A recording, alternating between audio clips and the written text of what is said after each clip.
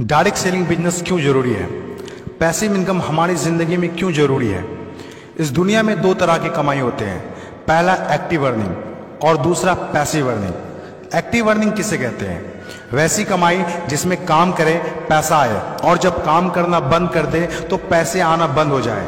जैसे जॉब पर जा रहे हैं, पैसा आ रहा है, जॉब पर जाना बंद, पैसे आना बंद। एक दुकानदार दुकान खोल रहा है, पैसा आ रहा है, दुकान खोलना बंद, पैसे आना बंद। एक किसान खेती कर रहा है, पैसा आ रहा है, खेती करना बंद, पैसा बंद। एक मजदूर मजदूरी कर रहा है, पैसा आ रहा है, मजदूरी करना बंद, पैसा बंद। It's called active earning.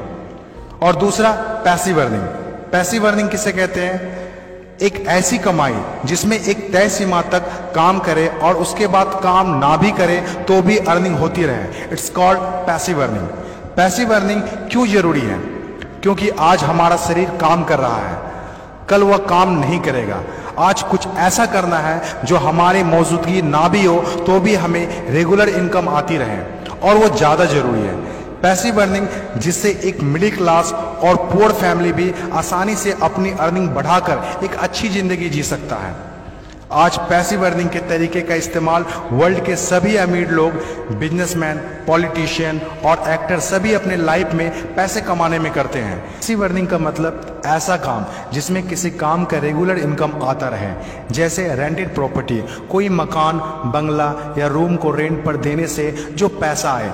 और भी है जैसे fix deposit, real estate, business, YouTube earning, ये सभी पैसिव अर्निंग में आते हैं। आज आपके पास कोई एक ही इनकम ऑफ सोर्स है, चाहे वो जॉब हो या बिजनेस हो या शॉप हो या फिर एग्रीकल्चर, कुछ भी हो, आप उससे अपनी लाइफ की ज़रूरतों को पूरा नहीं कर सकते हैं। अगर आपको एक बेहतर ज़िंदगी चाहिए तो आप सिर्फ एक ही इनकम ऑफ सोर्स पर डिपेंड नहीं रह सकते।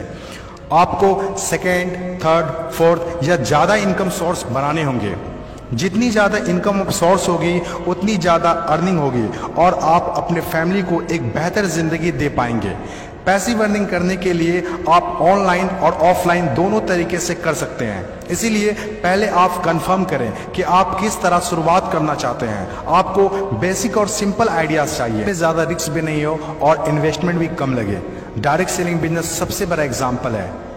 ये पैसे कमाने का वो रास्ता है जिसमें आप सिर्फ एक बार मेहनत करते हैं और कुछ ऐसे संपत्ति बना देते हैं जो आपको जिंदगी भर पैसे कमा के दे सके। पैसिव अर्निंग को समझाने के लिए मैं आपके साथ एक स्टोरी शेयर करना चाहूँगा। यह कहानी है बर्क हेजेस की किताब द पैराबल्स ऑफ पाइपलाइन। एक छोटे से गांव में दो दोस्त रहा करते थे, ब्रूनो और पाब्लो, जो बड़े सपने देखा करते थे। एक दिन किसी न किसी तरह वो गांव के सबसे अमीर आदमी बन जाएंगे। वो दोनों काफ़ी मेहनती थे, उन्हें तो बस एक मौके की तलाश थी और एक दिन उन्हें वह मौका मिल गया। उस गांव में एक समस्या थी। गांव वाले को पानी लाने के लिए नदी में जाना होता था और आधा दिन पानी लाने में ही गुजर जाता था।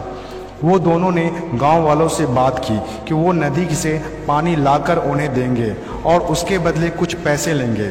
गांव वालों को ये बात अच्छी लगी। अगले दिन दोनों ने एक एक बाल्टी पकड़ी और नदी की तरफ चल दिए कि हर बाल्टी के लिए 10 रुपये दिए। ब्रूनो बहुत खुश हुआ, लेकिन पाब्लो को इतनी ज़्यादा खुशी नहीं थी। पाब्लो को बाल्टी ढोने की वजह से उसके पीठ में दर्द हो रहा था और हाथों में छाले पड़ गए थे। अगली सुबह फिर से उन्हें ढोने की बात सोचकर ही दहशत हो रही थी। पाब्लो ने नदी से गांव तक पानी लाने का एक अच्छा आइडिया सोचा। जब अगली सुबह दोनों अपनी अपनी बाल्टी उठाकर जाने लगे तो पाब्लो ने कहा, ब्रूनो, मेरे पास एक आइडिया है। चंद सिक्कों के बदले मैं दिन भर बाल्टी ढोने की वजह क्यों ना हम नदी से गांव तक पाइपलाइन बना दें। ब्रूनो ने कहा, पागल, हमारे पास एक बेहतरीन नौकरी है, अच्छे पैसे भी मिलते हैं जिससे हम जो चाहें खरीद सकते हैं। अपनी पाइपलाइन के आइडिया को दिमाग से निकाल दो। लेकिन पाब्लो इतनी आसानी से डिमोटिवेट होने वाला नहीं था।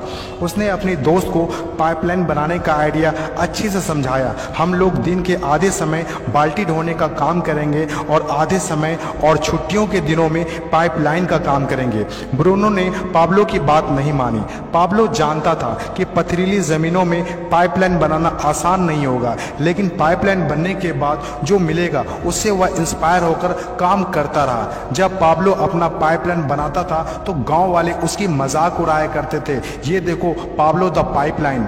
ब्रूनो पाब्लो से 2 गुना काम कर रहा था, इसीलिए वह 2 गुना पैसा भी बना रहा था। पहले कुछ महीने तो पाब्लो की मेहनत का कोई फल नहीं दिख रहा था, लेकिन पाब्लो खुद को बार बार याद दिलाता रहता कि कल के सपने आज के त्याग से ही होते हैं, और आखिर में वही हुआ जो होना था। पाइपलाइन बनकर तैयार हो गया। अब पाब्लो सोता था तो भी पैसा आता था, नहाता था तो भी पैसा आता था, खाता था तो भी पैसा आता था, वह कहीं बाहर घूमने जाता था तो भी पैसा आता था। जितना ब्रूनो ने 3 साल में कमाया था उतना पाब्लो ने 3 महीने में कमा लिया। गांव में जितना पानी बहकर जाता था, पाब्लो के जेब में उतना ही पैसा बहकर आता था। और मेरे हिसाब से direct selling business is the best opportunity. इस कहानी से हम 5 बातें सीखते हैं। पहला, विज़न का होना।